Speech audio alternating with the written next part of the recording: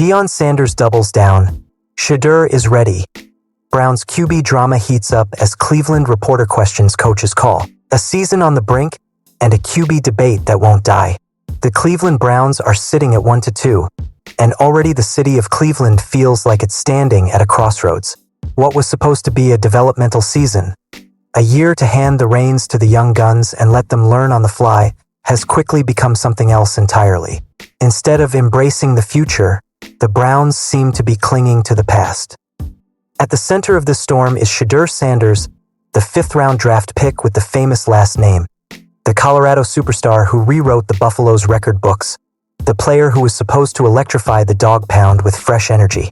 And yet, through 3 games, Sanders hasn't played a single snap. He hasn't even been active. Instead, the Browns' quarterback room continues to be led by Joe Flacco, the 40-year-old veteran whose glory days in Baltimore feel like a lifetime ago. Behind him sits rookie Dillon, who has already seen mop-up duty in garbage time. And in the shadows, both literally and figuratively, sits Sanders, waiting, watching, and listening as the chatter about his future grows louder by the day. From prime time to the sidelines, how Shedeur slid to QB3. Coming out of Colorado, Shedeur Sanders was hyped as one of the top quarterback prospects in the 2025 NFL Draft. The numbers didn't lie.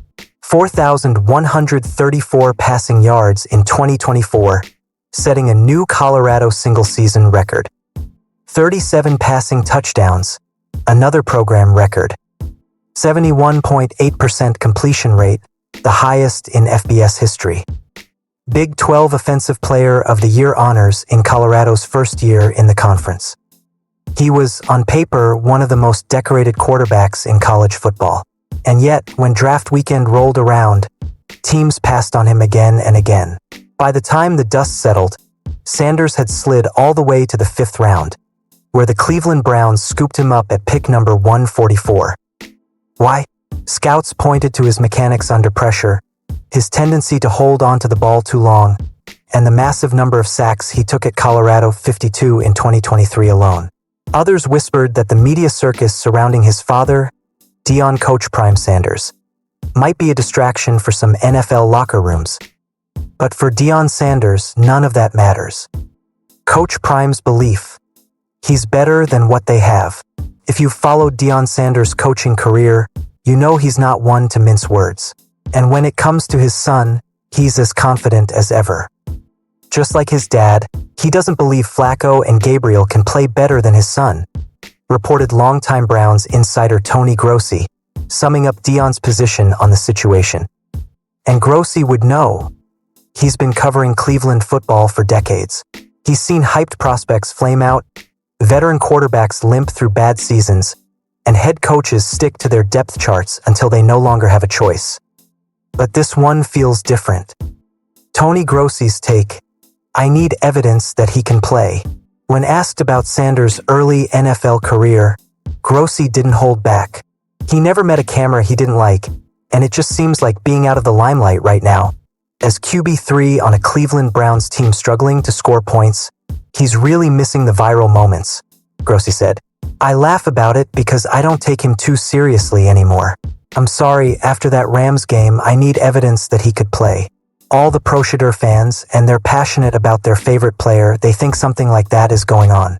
They cannot believe there are players on the team at his position that are better than him. They just won't accept it. That Rams game he referenced was brutal. Sanders wrapped up his preseason with a forgettable outing. 3 completions on 6 attempts. 14 total passing yards. 5 sacks. It was the kind of performance that made head coach Kevin Stefanski slam the brakes on any potential QB controversy before it even started. From training camp through the end of August, Stefanski never once hinted at bumping Sanders ahead of Joe Flacco or Dillon Gabriel. The Joe Flacco problem. Here's where things get messy. Flacco is 40 years old. His quarterback rating sits at 37.5, 28th in the NFL. The Browns have not scored more than 17 points in a single game this season, not even in their lone win. A 13-10 grind over Green Bay that came thanks to the defense, not the offense. The city is restless. The fans are restless. And if the offense doesn't find a spark soon, Stefanski will have no choice but to turn to the rookies. The case for Dillon Gabriel. For now, that next man up is Dillon Gabriel, taken 2 rounds before Sanders in the same draft. Gabriel's preseason numbers were solid. 25 of 37 passing, 67.6%. 272 yards, 1 touchdown, only 2 sacks taken. Statistically, Gabriel simply outplayed Sanders in August. And when your team is trying to avoid a lost season, you usually ride with the guy who looked sharper in live reps. Shedeur's patience and quiet confidence. Shedeur, to his credit, isn't complaining publicly. When speaking to ESPN Cleveland this week, he stayed poised and philosophical. I know if you see the quarterback play in the league right now, I know I'm capable of doing better than that, Sanders said. I know it's not God's plan right now. I'm a believer in that. So I don't stress or feel bad that I'm in the situation I'm in right now. But it's just funny to me and I enjoy it. He doubled down on his mindset.